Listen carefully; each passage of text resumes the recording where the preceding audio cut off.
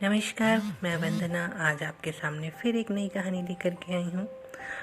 लेकिन आज की कहानी सुनाने से पहले इसी कहानी पे बेस्ड एक शायरी। वो झूठ बोल रहा था बड़े सलीके से, वो झूठ बोल रहा था बड़े सलीके से, मैं एतबार न करता तो क्या करता। जी हाँ, आज की कहानी का शीर्षक है सच या झूठ। कहानी शुरू करते हैं।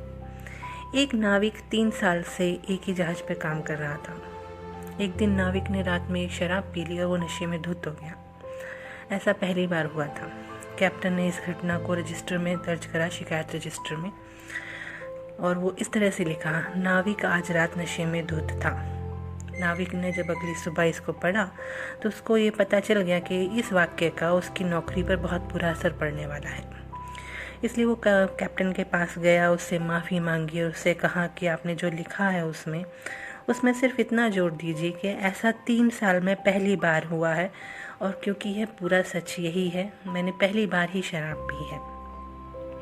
कैप्टन ने उसकी एक भी बात नहीं मानी, उसको साफ इनकार कर दिया और कहा कि मैंने जो कुछ भी रजिस्टर में दर्ज किया वही सच है।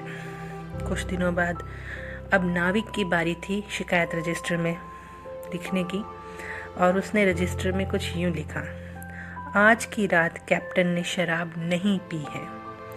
कैप्टन ने इसे पढ़ा और नाविक से कहा कि इस वाक्य को आप या तो बदल दें या पूरी बात लिखने के लिए आगे कुछ और लिखें, क्योंकि जो लिखा गया है इससे जाहिर होता है कि कैप्टन हर रोज़ रात को शराब पीता है, जो कि सही नहीं है, गलत थी ये बात।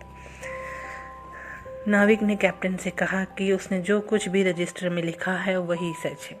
वही सेम डायलॉग जो कैप्टन ने नाविक को बोला था, नाविक ने वही सेम डायलॉग अब कैप्टन को बोल दिया।